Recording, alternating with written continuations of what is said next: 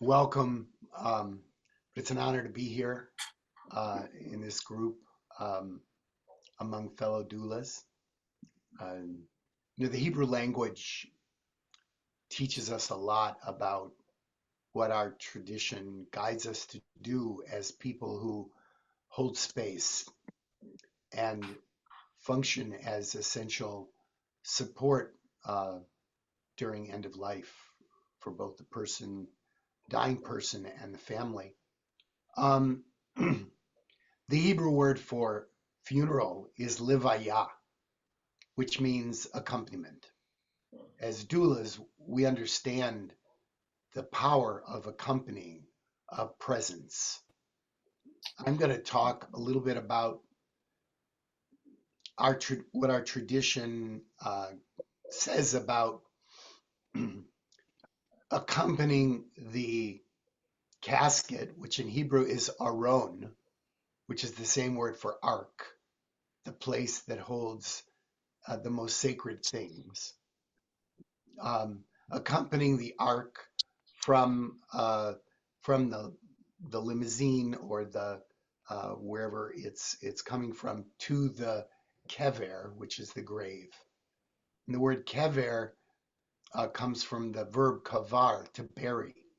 Grave and to bury are are very close. In our tradition, we're very concerned about maintaining a level of kedusha, of holiness, of the sacred throughout this process. We all know as doulas how sacred the dying process is, but there are moments, transitional moments, where if no one's paying attention, the energy can drop and the sense of the sacred can dissipate. And we're guided to attend to this. And so when either the pallbearers are, or if the aron, if the casket is on a gurney, if it's being brought to graveside, um, that's a moment, that's a time when, um, however powerful the funeral or ritual has been, there's a possibility, a potential for the sacred to dissipate. So we're guided to sing psalms. Psalms are, of course, the book of Psalms, Sefer Tehillim in Hebrew, are a tremendous resource for comfort and support for our people, always have been. Um, and, the tradition in more observant circles is to pause on that journey to the graveside 7 times. Seven being the number of creation, a powerful number in our tradition. But the reason, the rationale for pausing is that we show our reticence. We show that this is hard. This goodbye process, as we all know, is challenging. We want to pause to collect ourselves and to be as present as possible. I have to say that most of the people I work with are not familiar with this tradition of pausing 7 times. So I may pause once. Sometimes I don't pause at all, but I sing from the Psalms to lift up, to stay connected to the sacred hopefully for everyone present. One of the Psalms that I usually sing is a psalm called Esa Enai. It's Psalm 121. I think it's on your resource page. Psalm 121 is often sung on Shabbat joyfully. And when it's sung joyfully, it's sung fast. My voice is really compromised today, but it goes, Esaina el Harim. The words mean, I lift up my eyes to the mountains. From where does my help come? From where does my essential support come? That's the question, the prompt. And the response is, from the one above, maker of heaven and earth. And so Esainai is often used joyfully to sort of lift us up. But when we slow the melody down, it's a different kind of reminder. And when we slow it down and we sing, Sinai,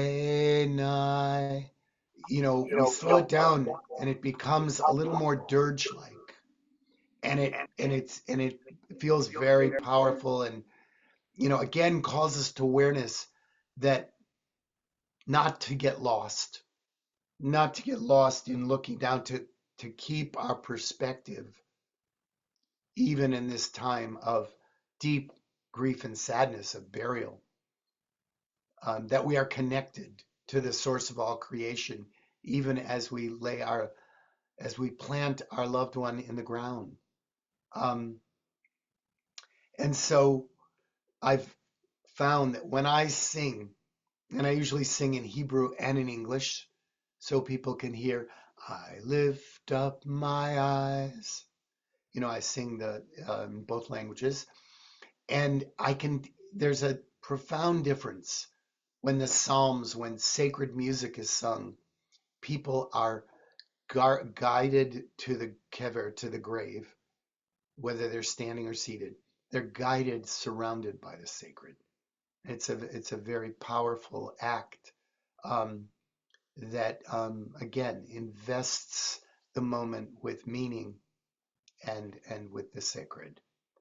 And I think that looking at, as doulas, some of us attend the funerals as doulas, some of us don't, but the insight is one that we are always in the sacred practice of presence, of accompany, and that to pay attention to the energy and where are those moments in the work that we do where the energy tends to drop or get lost, or perhaps we people who are in the shock of loss in the immediate moment, can disconnect from the power of the moment, and to attend to those in a variety of ways. And now I'm going to pass this on to Zoe to sort of go a little backwards, but really talk about the same subject, the sacred process of accompaniment. I'm going to propose something a little radical here when it comes to Levayah, and that is, what about the accompaniment of the body from the deathbed to the hearse? This is something that we as doulas are often present for, or are guiding the family around. But do we ever think of that as a moment of Levayah? So that's the radical proposition that I want to bring everyone today.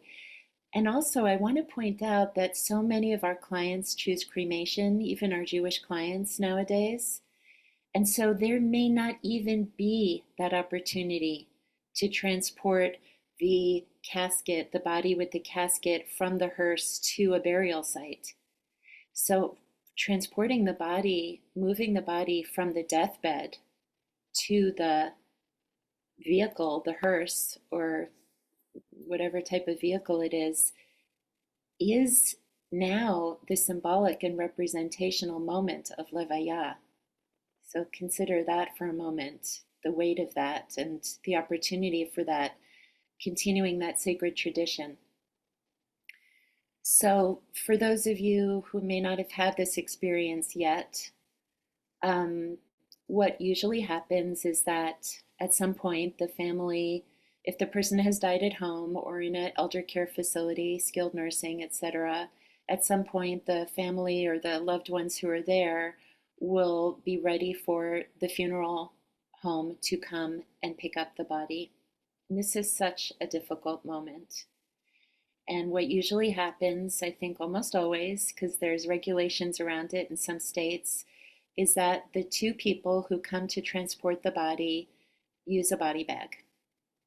And so the body is put inside the body bag, it's zipped up, and then it's secured onto a gurney with several straps, so that when you're looking at it, it does not look at all loving or beautiful or sacred. It looks the opposite because you see this body bag and you see the straps, like one around like the neck or the chest, the waist, the legs, or the feet. It's a pretty disturbing image. So sometimes what doulas have done is to say to the loved ones or the family members, we don't even want you to be in the room. Like, you shouldn't have to see this. So we give you permission to leave the room, and we'll be there, and we'll make sure that everything happens properly, but we don't even want you to look. So that's one option. But what if we were to treat this moment as a Levayah moment of accompaniment? What if we were to, first of all, try to negotiate, bargain, plead, or request from the transport team to not zip up the body bag, but to leave it at least partially open? Um, Preferably to drape a beautiful quilt, blanket, or talit over the body bag as it's being transported from the deathbed to the vehicle. And for everybody to accompany the body together. Yes, the transport people need to be carrying the gurney, that's their job, but we can walk with them just as we would with a casket to the grave, and we can surround the body and we can sing. We can sing songs of comfort. We can sing songs about angels. We can sing songs about being held within God's hand, or a Sukkat Shalom. Ones that I like to use include, the Be'ado av kiruchi, Be'etishan ve'ahira, Ve'imruchi geviati, Adonai li ve'lo yira. And so something that, brings a sense of Kiddusha to that moment, a sense of comfort, that this body is being held in love by Shekhinah, by the angels, and playing that role and role modeling that for the loved ones. I see Rabbi Emma put nigunim are perfect for this moment, a wordless melody that others can easily join in with, or that just conveys that emotional tone that we're trying to keep here, when it's such a difficult moment that the body is being removed, the person has died, and now they're being taken away. So that, that's the essence of what we wanted to share with you. Some other songs that I've used Return Again. I've used the song that we played in the beginning today, Kol Yom Lefanecha, Every Day I Am With You. Eli, Eli is a beautiful one that a lot of people know and find comfort in. And B'Shem Hashem, the angel song. We put in our source sheet a few quotes. I want to see if there's one that I can share with you now. Well, yes, I think it's important to talk about this Hebrew term aninut. And aninut literally translates to a place of sorrow. And usually we use this term aninut to signify the time between the death and the burial. But as we all know, this can nowadays be quite a long time. It's not always a fast turnaround if the person is not Orthodox. And if there's people coming from out of town, or there's paperwork that is in process, and if there's cremation, sometimes there's a waiting period. So this time is so tricky, right? Because we're not going right into Shiva. And so we're waiting around for the cremation or the burial to take place. How do you advise, how do you guide the loved ones in this time? And also, if you've been in a situation where you are at the deathbed, either as a mourner or as a doula, how did you handle those moments when the body transport was taking place? So I think that's where we'll leave it for now, so that we can all start talking to each other.